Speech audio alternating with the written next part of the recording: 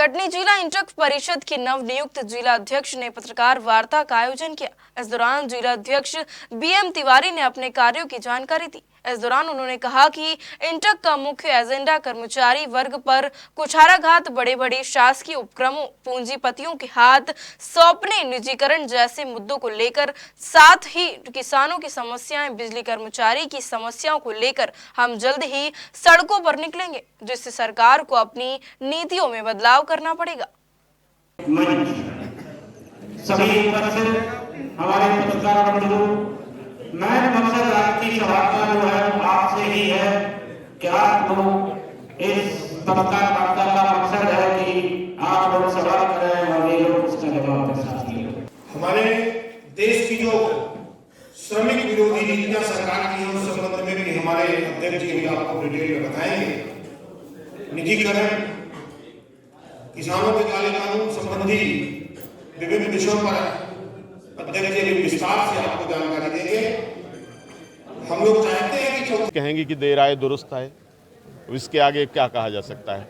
जो लोग पिछले बैठे थे, ये उनकी जवाबदारी थी कि वो क्या करते क्या नहीं करते, उनने नहीं किया, इसीलिए इसका नवीनीकरण हुआ और इसका पुनर्गठन अभी आपको शायद मालूम होगा कि 1 महीने हुए हैं, 1 महीने 1.5 महीने पहले ये संस्था बनी है और फिर से लोगों को जोश खरोश के साथ में तैयार किया जा रहा है कि वो आंदोलन में आगे आएँ और अपनी सक्रिय भूमिका निभाएं, ताकि जो देश के अंदर और नागरिकों के मौलिक अधिकारों को छीना जा रहा है, उन पर छलपूर्वक अत्याचार किया जा रहा है, वो ना होने दें। क्या उम्मीद की जा सकती है कटनी जिले जो मजदूरों की मांग है उसकी मांग प्लेटफॉर्म 101% की जा सकती है, क्योंकि ऐसा है कि अब वो एकला चलो वाली आपने देखा होगा, ये इतिहास गवाह है इस बात का कि जब आदमी 10 आता है, फिर 100 आता है, फिर 200 आता है, फिर ये काफिला जब बन जाएगा और उसकी आवाज़ बुलंद होगी तो निश्चित वहाँ तक जाएगी जो अत्याचार कर रहा है।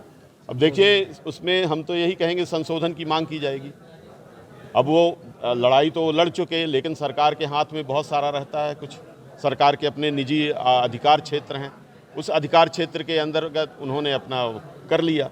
हालांकि ऐसा संविधान में भी वर्णित नहीं है कि वो किसी को बेच सकते हैं, लेकिन उन्होंने दूसरा रास्ता उसका चुना, उसको उन्होंने लीज पर दे दिया।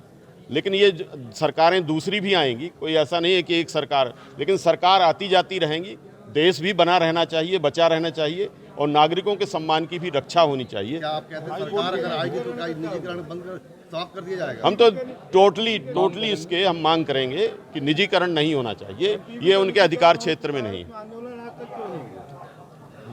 होगा।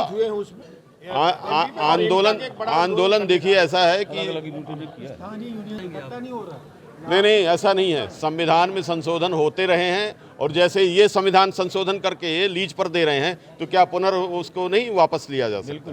उसको वापस लिया जा सकता है। अगर आप में ताकत है, नागरिक चाहें, जो देश का वोटर है वो जब चाहेगा तो कुछ भी हो सकता है। सत्ता परिवर्तित होती है, आपने ही सत्ता परिवर्तित किया तो उनके जो दिमाग में आए वो किया। जब सत्ता परिवर्तित होगी तो सारे नागरिक जो चाहेंगे कि हमारे मूल्यों की रक्षा की जाए तो निश्चित रूप से परिवर्तन आएगा। 300 के पार, इसीलिए अब हम साइलेंट हैं। वो तो हम और आप मिलकर के ही उनसे सोच रहे थे कि कांग्रेस से अच्छी सरकार हमको चाहिए। सपने भी उन्होंने दिखाए थे कि राम राज्य आ जाएगा, लेकिन यहाँ तो रावण राज्य से भी ज़्यादा कुल नीति वो हो गई। हाँ।